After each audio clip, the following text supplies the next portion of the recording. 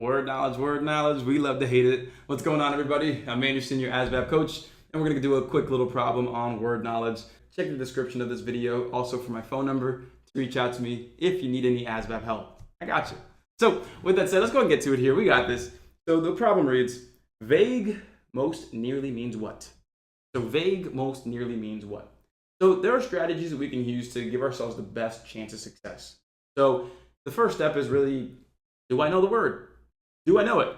Yes or no, do I know it? And so obviously, if the answer is yes, then this is a pretty easy question. But if not, you can still apply strategies. Again, word knowledge is not a game of luck. You can actually beat the odds with these strategies. So if you don't know the word, ask yourself, well, have I ever heard it before? Have I ever heard it? Where have I heard it? How has it made me feel? In what context did I hear it in? What was going on when I heard it? Was I watching a show, reading a newspaper, comic? What was it? What was the context? What was the feeling of that word? And so if I'm thinking about the word vague, well, we can think about a sentence like, you tell me if this sounds familiar. The instructions were vague, so I had trouble getting the job done. Maybe we've heard that before, right? Maybe. So the instructions were so vague, I couldn't get the job done. It sounds like the instructions were so confusing, right? Confusing or unclear.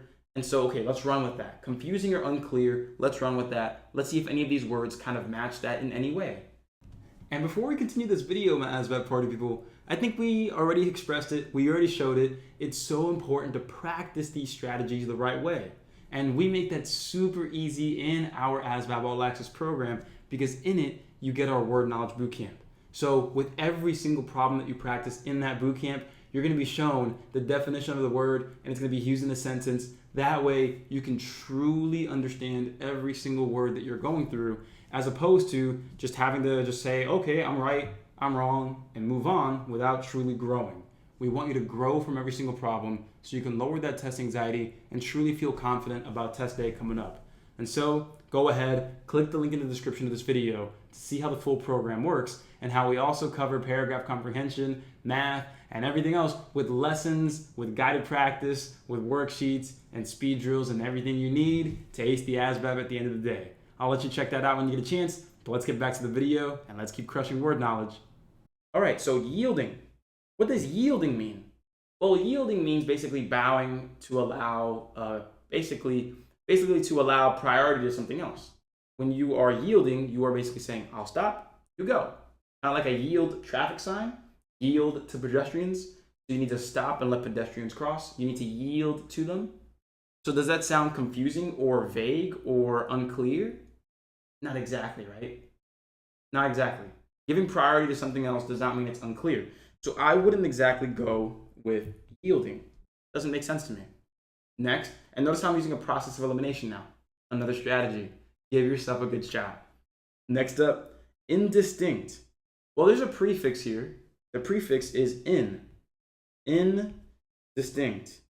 Okay, so what does distinct mean? Well, distinct would mean unique or noticeable, right?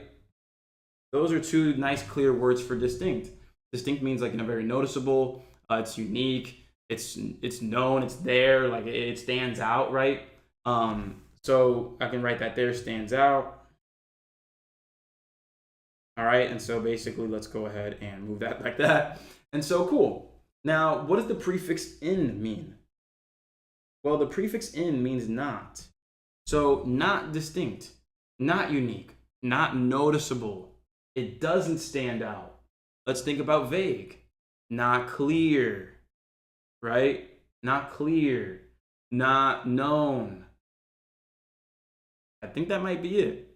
Pretty sure that might be it, right? But let's just double check really quick. We have 30 seconds per question. I know I'm taking way more than 30 seconds, but I'm just showing you these strategies that you should be applying as quickly as you can. This is how you need to get it done. And in tonight's class, we're gonna be doing drill sets where I'm gonna show you the 5 steps to word problem success. And we're gonna practice those strategies for 30 separate problems. Multiple choice, timed. So if you're interested, again, join. Let's go. C, imaginative. So is imagination or being imaginative, is that unclear? Not exactly. maybe in some cases, but I don't see that being directly vague. Imagination being unclear, I'm not quite sure. So I don't feel that, I'm not confident with it, so I'm not gonna choose it. And now we have fallacious. Fallacious, what does that mean? That may be a word that you don't recognize. But fallacious, so us means having.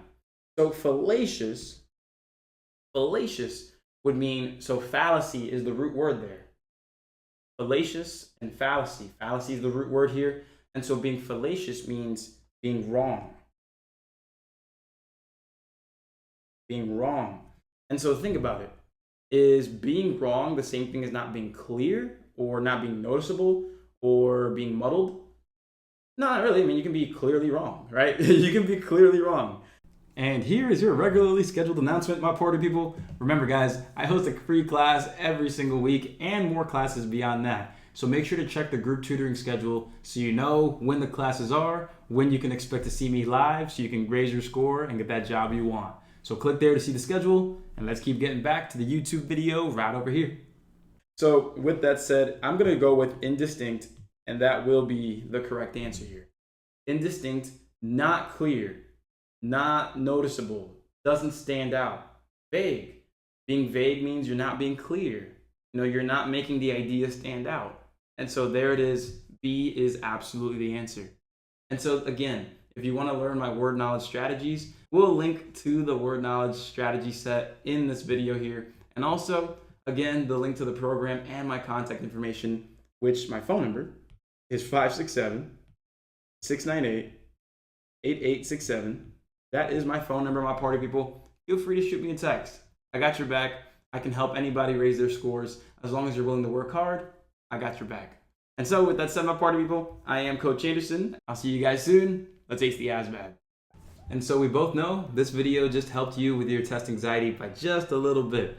And to keep lowering your test anxiety and keep raising your confidence, that's what my ASVAB All Access program is for. The link's right up here. Click it, watch the video on how it works, and you'll see exactly why thousands of my students have raised their scores and gotten the jobs they want. So click there, watch the video, and sign up to raise your score. I'll see you soon.